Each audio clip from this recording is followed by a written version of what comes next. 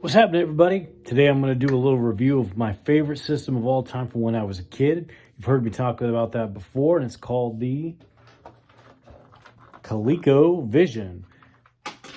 I used to have a really nice Colecovision setup with controllers and all the modules except for the steering wheel, and a really good list of games. Living how I did before in the tent life, I never got a chance to play it. And a couple years ago, I actually gave it to my sister kind of as a gift when my father passed away, so I never got to play it. Fast forward to now, and I on OfferUp met a guy named Mike out of Phoenix, who was obviously a collector like myself, who had a really good deal on this ColecoVision, two ColecoVision controllers, original power pack, and module one that I picked up for $100, $15 for the shipping. Threw in a DC's Quest for Tires for free, which is something I hadn't played before. Shipped it up my way, picked it up, plugged it in, fired right up. Had to do a little bit of cleaning to get the controllers to work right, but nothing that I wouldn't expect anybody who's into gaming should know. That you got to clean things up sometimes before you play them. Heck, I got games that I played last night, put on the shelf for 2 or 3 days, and clean them up before I plug them back in and play. It just kind of happens over time. So super excited to play this again, and it really felt just like I remember playing it as a kid. The controllers and their knobby greatness, as much as I enjoyed playing it for a little bit, I was like, yeah, that's not going to work. If you didn't know, you can use, I'm sure other controllers besides this, but you can use the standard Sega Genesis controller to play your games on the ColecoVision. That's kind of a nice upgrade from the ColecoVision controller. I haven't really run into issues with the keypad in that regards, but I don't have very many games for it right now. So that's not going to be much of an issue.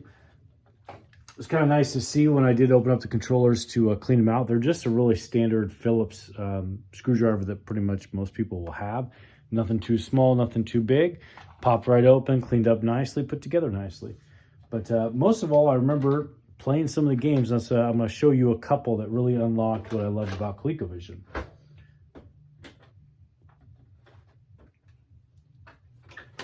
First one up is going to be Pepper 2,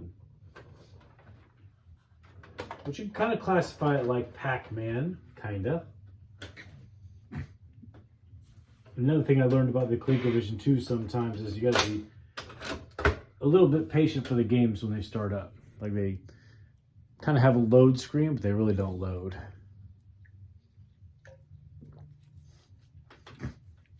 So in this, we're going to be making squares, but we're not eating dots. We're going to be zipping up zippers. And we're being chased by evil eyes. And you can change the different areas you go to, but the overall goal is to complete a whole area. And you can unzip as you go back through. And there's actually a little dude that runs around and he will do that. That's kind of like eating a power pellet. Oof. Controls are really tricky on this one.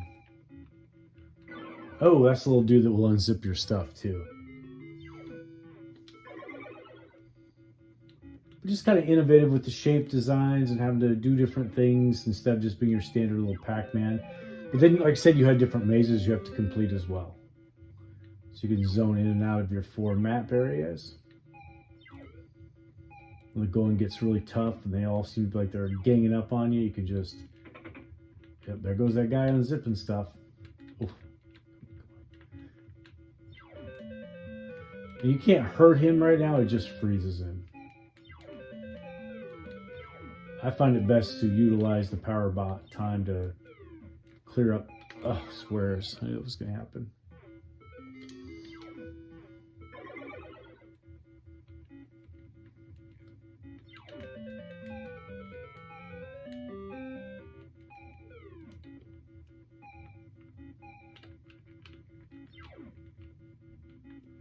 I don't want to unzip that. I want to try to just at least clear out one level. Unzip that. Yep.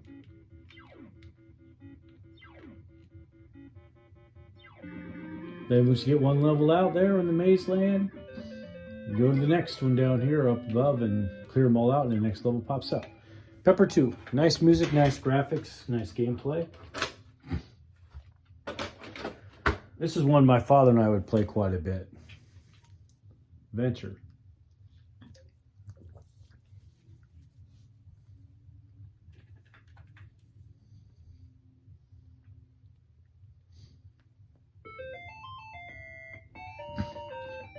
basically you're stealing little treasures from different rooms with different creatures. There's the big squids that are small right now, but they can be very big little. Let's see how tiny you are. And you go in and get your trusty bow and arrow, and away you go.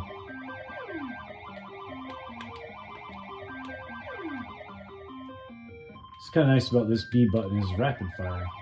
Just hold it down. Some just fine technique.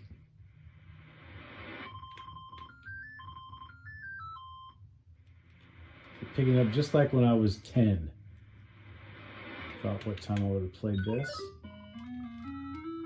And some of it's better to come in certain entrances than others. Like snakes, if you'd have came out of the other entrance, you'd have been right next to them.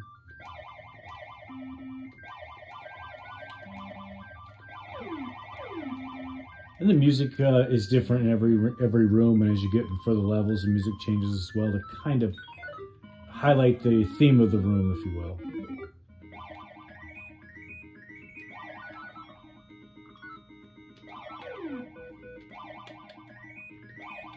If you take too long too, goodness gracious, controls are not the best.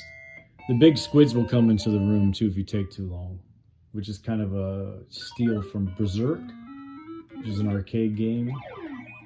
And it was also on platforms too, but in the arcade game, Berserk, they talk to you. We'll see if we can wait and this guy will come out and chase us.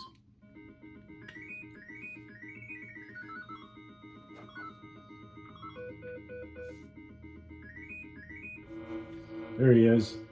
You can't shoot that thing. All you can do is run from it. And that's Venture. Get another low level after that. So I don't have many Colecovision games to really test and go through, but what was kind of nice was that I can also now play Atari games by just plugging in the module, inserting in my Atari game. Make sure you don't have a Colecovision game in there. And now you're playing Atari.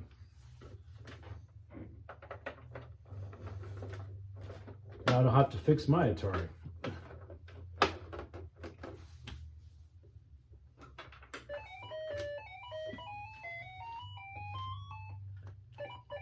This is Mousetrap, which is kind of like Pac-Man, but animal themed.